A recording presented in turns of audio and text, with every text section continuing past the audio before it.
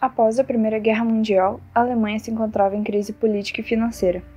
Houve o surgimento de regimes totalitários como o nazismo, Partido Nacional Socialista dos Trabalhadores Alemães, onde seu líder, Adolf Hitler, pregava discursos de superioridade da raça ariana. Ele se tornou primeiro-ministro em 1933, e após a morte do presidente Marechal Hindenburg, ele vira o terceiro Reich. Em 1934, é nomeado Führer, líder do Partido Nazista. O estopim da Segunda Guerra Mundial foi quando a Alemanha e a União Soviética invadiram a Polônia, em 1939.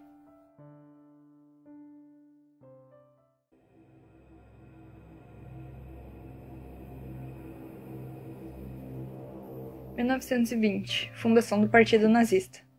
Neste interim, na Alemanha havia um minúsculo partido denominado Partido dos Trabalhadores Alemães, que pretendia representar a classe operária alemã, rivalizando com os comunistas e socialistas. Adolf Hitler, já reconhecido pelos seus feitos, organizou e tomou a liderança deste partido, fundando então o Partido Nacional Socialista, ou nazista. Hitler alegava que iria resgatar a dignidade do povo alemão, em especial dos trabalhadores de uma classe média muito prejudicada pela crise econômica do pós-guerra. O nazismo tinha como base a luta contra os abusos do capitalismo em favor de um socialismo nacional. No nascente partido, Hitler conviveu com vários intelectuais antissemitas e logo amadureceu seu ódio pessoal contra o povo judeu. O traço mais específico do programa nazista residiu na defesa da raça ariana, germânica, e na condenação dos judeus. O nazismo alcança o poder. A inflação sem precedentes que assolou a Alemanha no pós-guerra e o consequente clima de insatisfação generalizada animaram a ambição política dos nazistas. Estopim. Em meio à crise, o desempenho eleitoral dos nazistas cresceu, bem como a aproximação do partido com grupos ligados ao grande capital. Nas eleições parlamentares de 1930, o número de cadeiras nazistas saltou de 12 para 107. Nesse contexto, as classes dominantes alemãs aderiram definitivamente ao nazismo. Em manifesto, grandes indústrias apelaram ao presidente Hindenburg para nomear Hitler chanceler do Estado alemão, o que aconteceu em 29 de janeiro de 1934. A propaganda nazista. Grande parte dos seguidores de Hitler e do nazismo se deu por causa do bombardeamento de propagandas nos alemães. Esse mérito pertence a Joseph Goebbels, que foi responsável pela administração das propagandas. Ele pôs em ação o projeto Limpar a Alemanha da cultura internacionalista judaica e comunista, incentivando grande queima de livros em praça pública. O principal objetivo da propaganda nazista era a celebração do Führer e do nazismo com grandes espetáculos. Superioridade da raça ariana.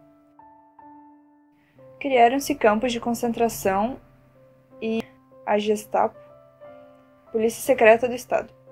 Uma lei determinou a esterilização dos doentes hereditários e, secretamente, o Estado iniciou a eliminação de portadores de deficiência física. Os nazistas consideravam que a raça ariana não podia admitir tais anomalias. Judeus. Os nazistas perseguiram os judeus logo que alcançaram o poder. Inaugurou-se a noção de racial e colocou a ciência a serviço de seu programa político. Em 1933, os judeus foram proibidos de exercer profissões liberais. Em 1935, foram decretadas as leis de Nuremberg, com medidas que proibiam, por exemplo, o casamento entre arianos e judeus. Bastava ter um avô judeu ou uma avó judia para o indivíduo ser considerado impuro.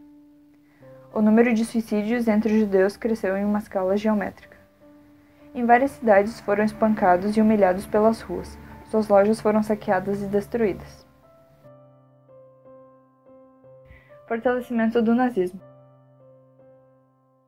Em meio ao terror, a economia alemã se recupera rapidamente.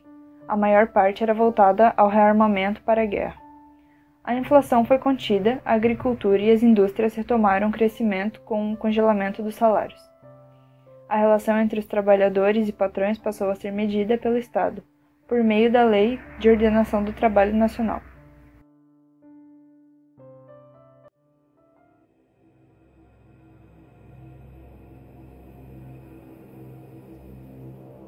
O nazismo é uma ideologia política racista que emergiu nos anos 20, cujo mentor foi Adolf Hitler. Já o neonazismo é o resgate do nazismo para a atualidade. De acordo com seus integrantes, existe apenas uma raça soberana, a raça pura ariana. A partir desse pressuposto, eles são extremamente racistas. De maneira específica, os principais alvos de discriminação são comunistas, judeus, índios, negros e homossexuais. No Brasil, os grupos de extrema-direita ganharam destaque a partir da década de 1930, com os integralistas, período que corresponde à luta para a chegada do partido ao poder. Porém, após o fim da Segunda Guerra Mundial, o integralismo perdeu sua ênfase. Depois passa pela ditadura militar até a abertura política e a redemocratização do país. E por fim, no início dos anos 90, o mundo globalizado em que hoje vivemos. Mesmo sendo em tempos diferentes e em espaços históricos diferentes que separam os integralistas dos neonazistas, podemos apontar algumas semelhanças entre ambos os grupos, como o nacionalismo extremista e o combate ao bolchevismo, em São Paulo. As atividades nazistas no Brasil foram coordenadas pela Embaixada Alemã do Rio de Janeiro e pelos consulados, especialmente os de Porto Alegre, Curitiba e São Paulo. Os agentes do partido tiveram à sua disposição diversos organismos e associações criados pelo NSDAP, que permitiram uma propaganda intensa e a infiltração de pessoas nas principais sociedades recreativas e culturais e nas escolas teuto-brasileiras. Nas cidades maiores foram estabelecidos diretórios do partido, chamados Ortsgruppe, grupos locais, para coordenar a propaganda. O Brasil aderiu ao nazismo e nunca teve registrado no Tribunal Superior Eleitoral o Partido Nazista, além de ter lutado contra ele junto aos aliados na Segunda Grande Guerra. Porém, um grupo de alemães que morava no país cultivou as ideologias propostas por Adolf Hitler.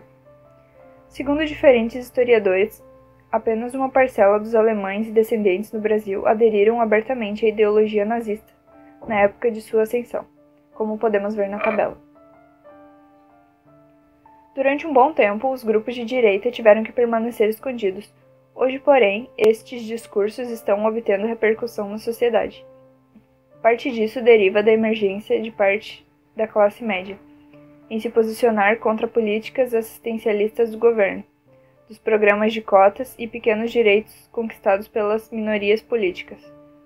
E com o advento da tecnologia, a disposição da grande parcela da população se torna um espaço para a promoção da liberdade de expressão e direitos humanos, mas também se revela facilitador para violações de outros direitos fundamentais devido aos fatores do anonimato, invisibilidade e sensação de impunidade.